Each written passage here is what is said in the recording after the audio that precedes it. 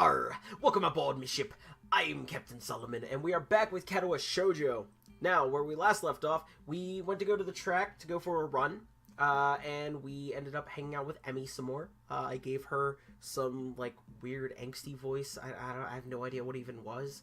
Like a really bad Keanu Reeves in Bill and Ted's Excellent Adventure, maybe? I don't know. But anyway, we went running, except we didn't really run because we're out of shape. And then we took a shower, and Kenji just walked in the bathroom while we were in the shower, butt-ass naked.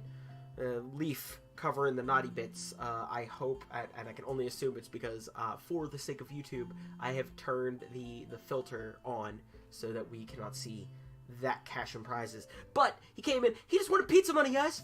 And damn right I gave it to him. I would always give it to him. If it would have gave me an option, he would have got that money, because if you coming in butt-ass naked to ask me for pizza money, you deserve it. Anyway, now we're at class for the next day, and let's get back into the game. I'm the first person in class today, although I think I'm a little too early. Then again, sitting alone here for 20 minutes sure beats having to suffer that time with Kenji. The combination of fatigue, frustration, and boredom starts making me feel very tired. I black out for a second. Waking up when my head hits the surface of my desk, rubbing my forehead, I realize this is as good a reason as any to stay up and for now and stop coming to class so early later.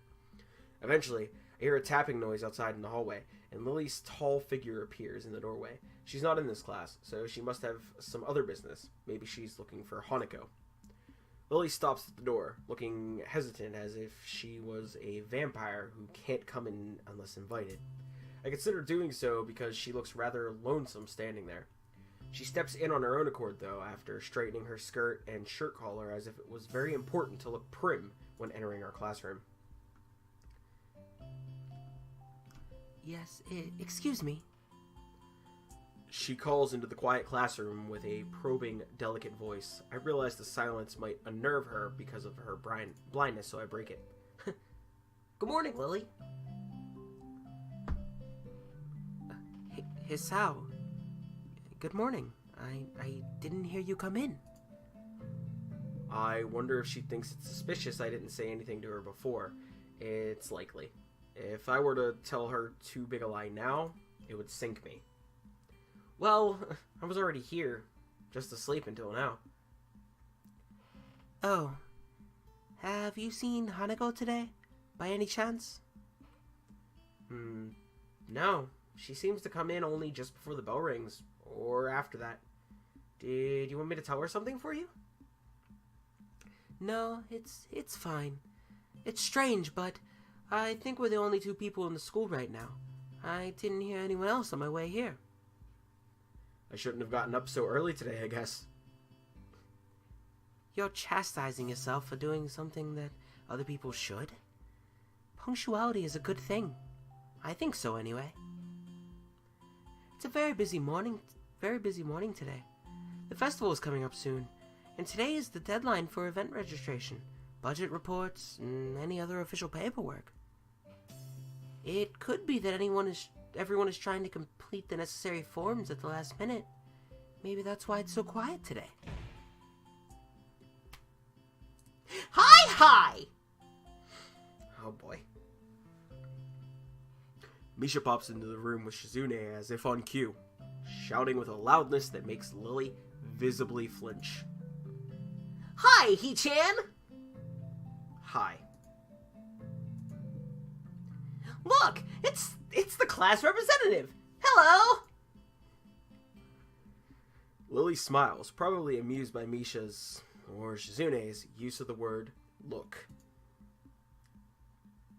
Good morning. Of course you're not the representative of this class, right? Right. I'm not. Lilly seems a little more guarded in her answers to Shizune than she was with me the other day. I guess they really don't get along at all. Then I realized that Lilly might actually not know Shizune is present, and she's trying to detect whether or not she is, to know who she's talking to. For all she knows, she's talking to Misha, but knowing that she and Shizune are practically inseparable, she might expect Shizune being the one that actually talks. Damn, how complicated.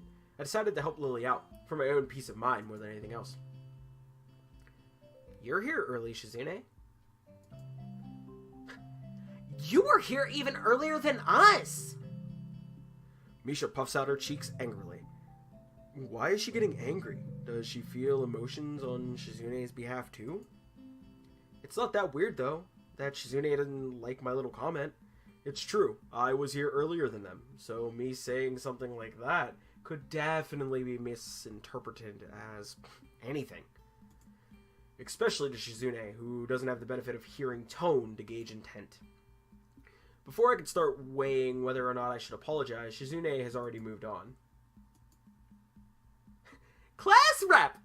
It's a good thing you're here. We have to talk. The festival is coming up in 3 days, right? Every other class has already handed in their project budget reports for their events, even the first years. Except you. Wah! I mean... there is still time to hand it in, isn't there? Today! The deadline is today! You're certainly taking your time, aren't you? If I had it my way, I've had all of the necessary paperwork days ago. But someone had to say, the deadline, please extend it. I feel it was Lilly. Yes, that was me. Planning something on this scale is not a small task. And a week is too small of a time frame to expect a whole class to work out such a complex issue completely. Do you want to know what's harder than distributing the funds for one class's event? Handling the same matter for every class in the school, and then some. The one who does that is me. Misha puts her hands on her hips and stands up straight. Wow, she is really getting into the role. Lilly doesn't look like she's very amused, though. Hey, Shizune, aren't you being a little too hard on her? There's still a whole day left. Please, Hisao, it's alright. Lilly seems happy I'm taking her side, but a bit conflicted that I might not think she can take care of herself. If this is about the budget, then I'm disappointed you think that I have forgotten about it. I understand how important it is. Then, can I have it, please?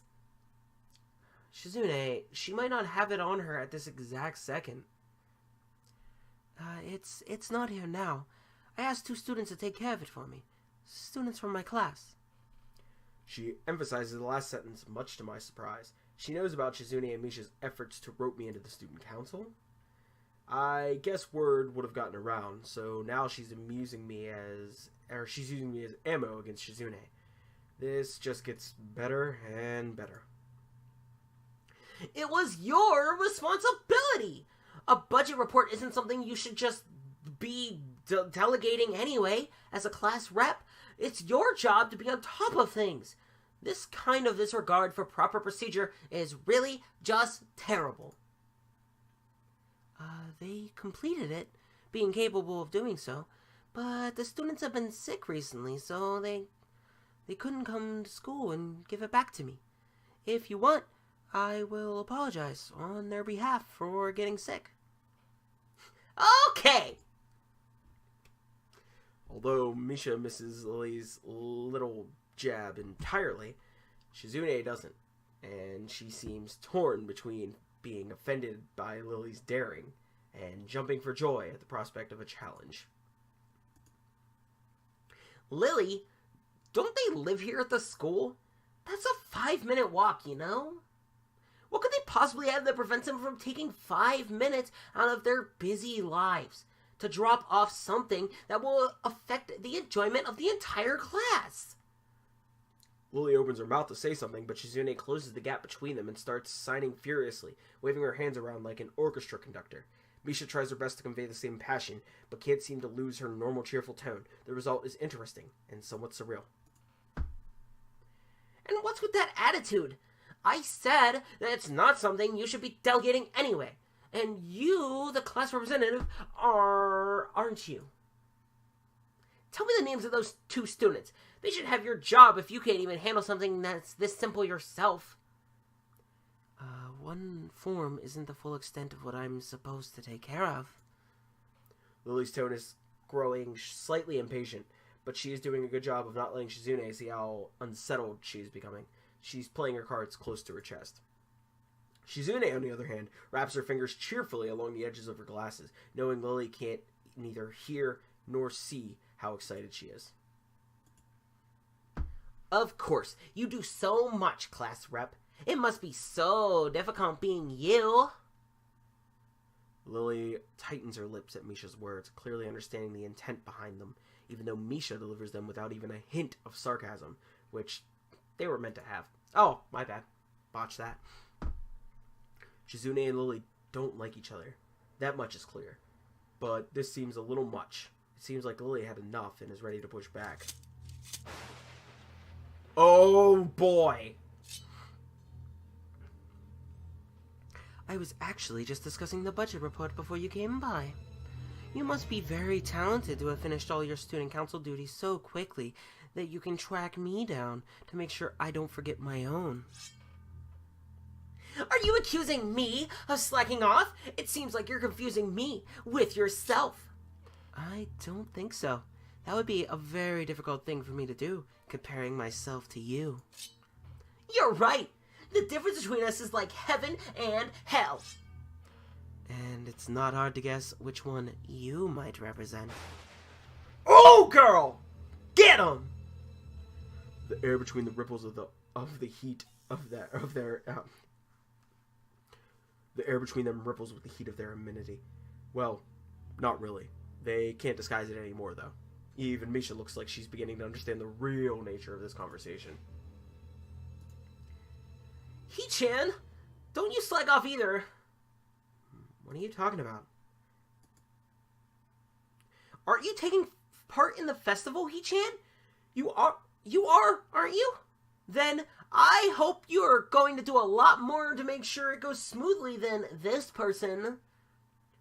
I don't understand why Shizune is suddenly getting mad at me. Okay, so I could say, hey, come on, don't cut me and Lilly some slack. Or I could say, don't drag me into this, I've done my part. I'm defending Lilly. I like Shizune. I like her competitiveness, but she's too competitive right now. So I'm going to say, hey, I'm the new guy, remember? It's not like I could have done much, even if I wanted. That's right. You shouldn't expect a transfer student to jump right into it on his first week. Lilly taking my side feels oddly comforting, so I decided to back her up too. Yeah, you're being unreasonable with both of us. Excuses. Miss Class Rep has had plenty of time to deal with her report. And we repeatedly offered you a position to help with the student council work, but you refused to commit yourself to making the festival a success. Yeah, but as I said back then, I'm not sure if I don't have time for this right now. No matter what I do, it will mean being drawn into a confrontation with Shizune. And that is what she wants. Whatever. Forget it. I turn my back at them. I get back to my seat and shut my ears from the finale of the argument between Lilly and Shizune. Eventually, Lilly leaves our classroom, and Shizune and Misha seat themselves without talking to me. I can feel Shizune's eyes burning into my back. She is probably angry at me, but I'm just as angry with her. I don't get why she had to drag me into their argument. Hanako doesn't come to the morning class at all, leaving her seat looking empty and lonely in the back of the classroom. I have to tell her that Lilly was looking for her if I see her later. Even the events of this morning class is pretty boring in comparison. I turn the pages of my textbook lazily. I have a bit of catching up to do, despite trying to keep up with the studies at the hospital. But I'm not feeling that enthusiastic about it. The clock at the front of the room sounds unbearably loud. The teacher hasn't said anything in our 7 minutes, instead opting to cover the board in rows and rows of equations taken directly from the book. The rhythmic clashing of chalk and blackboard seems to synchronize perfectly with the ticking of the clock. I start to copy down the equations just to pass the time, even though they are right there in the textbook. When the bell rings, I'm not in a hurry to leave because I have nothing to do, so I stay for a while, reviewing what we covered in class today.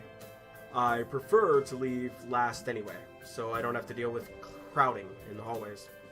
I notice Shizune and Misha have also stayed behind, talking to someone from another class. Shizune is signing so fast that her hands make noise like swords cutting through the air. Maybe there's pent-up anger in there. Misha is trying desperately to keep up, but it's clear she can barely manage to even understand her.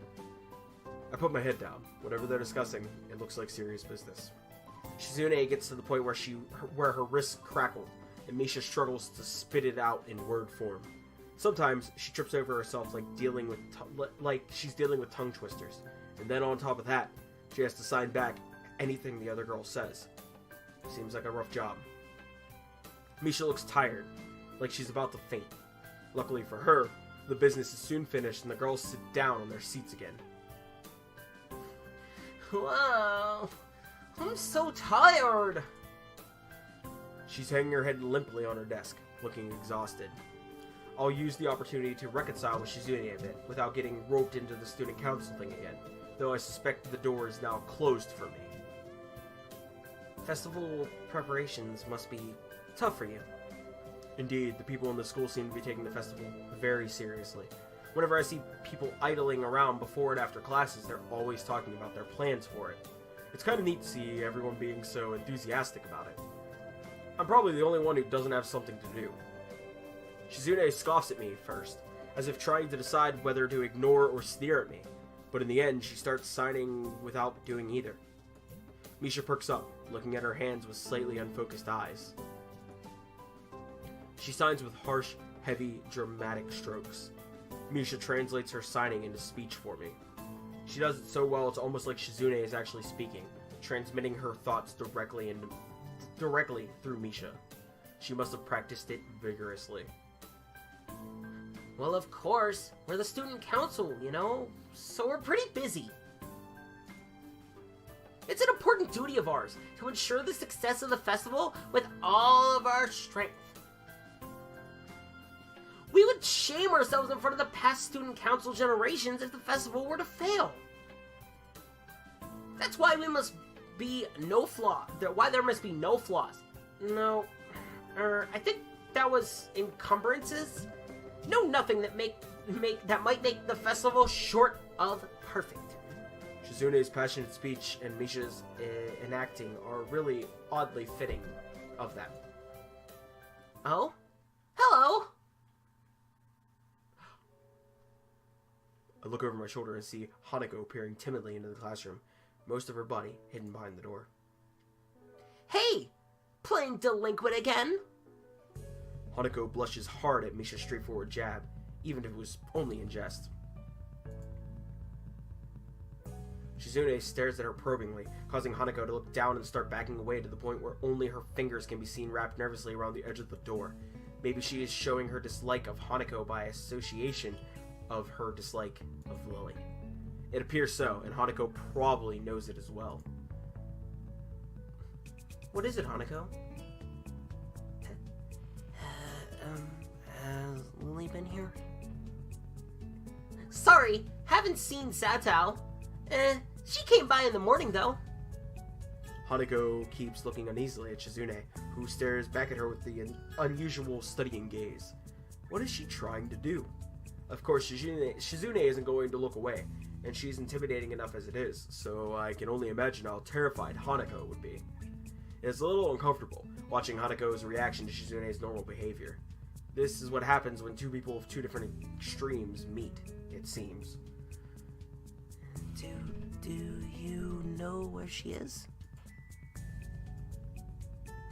If she has any sense in her head, she's in her classroom, working on their festival project. But who knows where that woman is loitering at? Hanako nods quickly and retreats without haste. What were we talking about? Oh yeah, we were working really hard to make the festival happen.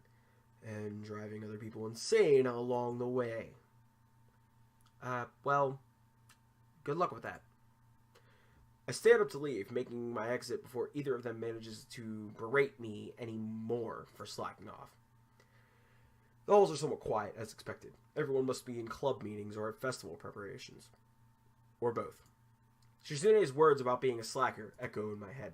I feel a bit guilty about not contributing, but I seem to lack the resolve to do something concrete about the matter. For the festival, it's too late already unless I count helping Shizune and Misha, which I naturally don't. And clubs? I don't know. Maybe I'm not a club type of person.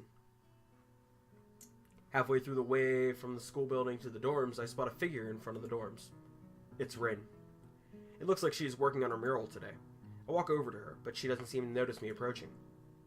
She's sitting on an upturned box, looking intently at the wall she is painting with a brush held between her toes. The mural has progressed considerably since yesterday, but it's still only half done as far as I can tell. More colors have appeared, and the twisted human-like figures have spread and increased in number. I have to say the style is quite eye-catching and very unique. Not that I would be knowledgeable about art by any measurable scale, but it's very nice-looking nonetheless. I clear my throat to get her attention, but not startle her so that her concentration won't break. Wait. She doesn't even turn to check who it is. I'll wait.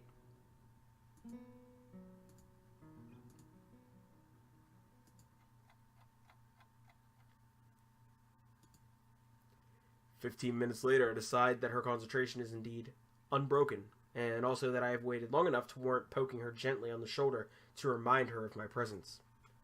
Rin turns her head mechanically to my direction, ending up staring at my crotch level. "Oh, is this Al?" She could tell. I would feel a lot less uncomfortable if she would look at my face. An astute observation. Hard work, I see? The conversation starts as if I hadn't been in here for a quarter of an hour already, but it's not a concern. At least it starts. Looking good. It does. The layer of paint hiding another layer of paint, mixing and shaping the human figure, really creates an impressive look. But Rin looks miffed. "You shouldn't comment on works in progress. 7 years of bad luck." Sounds terrible. I guess I'll take it back then. Still, it looks good. I wonder if I get 14 years of bad luck for thinking that. Rin turns back to look at her painting and pokes it with a big toe. Could you mix some of this color? I'm running out of it." She looks down at a half-empty bowl of what remains of the same pinkish paint in it. I didn't really intend to stay and help her with this project, though. I guess I didn't intend to do anything much. I look at Rin. She looks emptily back at me. Just this once. Rin picks up another brush and drenches it in another tone of pale red. There are dozens of similar bowls all around her working area. From the looks of the scene, she could have been sitting there for hours. I wonder if she has. That would mean she's been skipping school, though, which I, of course, wouldn't put beyond someone like Rin. I pour a little bit of white and red into the bowl, trying to match the color with the one already on the wall. I can't seem to get it right. It's really inconvenient of her to not mix enough in the first place. Getting it to be exactly the same tone will be impossible, but at least I can try to get as close as I can. Speaking of hard work, isn't that a huge workload for you too? It's such a big painting and all. Oh, I'm not old and bitter enough yet to think like that. I guess you aren't. You guess right. Legs hurt though. Feel like slugs. Slugs made of sea slugs. Because of the position? Yeah, I like doing it in a horizontal position more, if you know what I'm talking about. But it can't be helped. Can't ask the wall to lay down. Saying that, she stretches herself a little, bending her legs back at far more than a human should flex. It's astonishing how effortlessly she manages her body around. There is a small flinch in her otherwise blank expression. A hint of pain, maybe, as she stretches out her calves. Rin must have stamina and dexterity far above a normal person to be able to live like she does, but she's wearing out working on this. Why push yourself so much? Take a break or something at least. Continue tomorrow if it's bad. This gives her a pause. A long one too, feeling like a mental yawn. I don't think so, Hisao. I'm not pushing myself. Sure looks like you are. No, it's not about pushing or pulling or anything related to that kind of thing. There's this boy. A boy? Yeah. Where? At the art club. And? He's blind. Oh. How can you paint if you are blind? No idea. So why is he there? That's the point. He is there. She really should speak more than one word at a time to make this feel more like a discussion and less like an interrogation. You can't really do anything that you call art, right? But he comes there anyway and paints. Why? I don't know. Why? I don't know. That's why I asked. So, he doesn't paint often, but I think he likes his paintings. But I think his paintings are very interesting.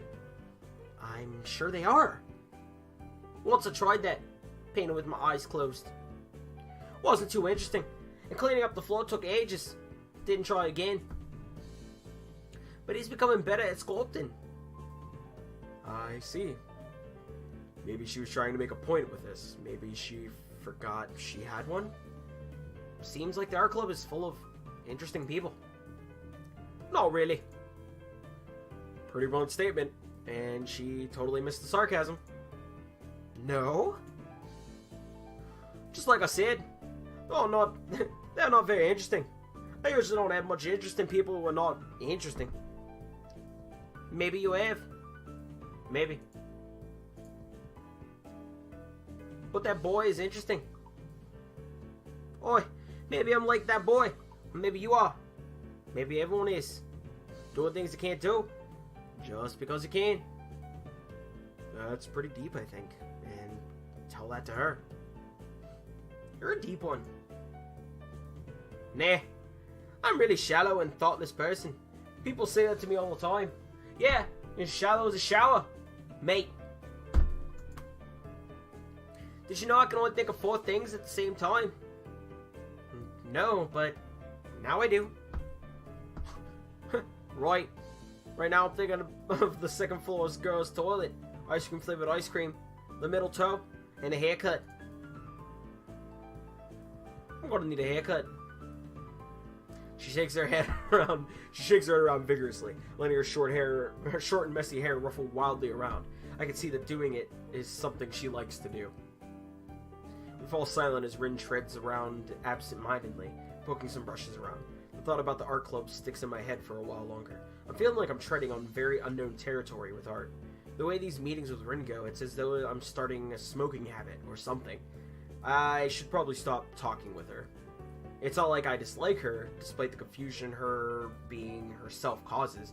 And I don't dislike art. I've even drawn for fun sometimes. I just don't have a real creative drive or any technical skill. So usually if I were to draw something, I get white paper syndrome and just freeze completely. That, or I manage to draw something disfigured and promptly get frustrated at my inability to put the picture in my head down on the paper, then call it quits without really even trying to make an effort.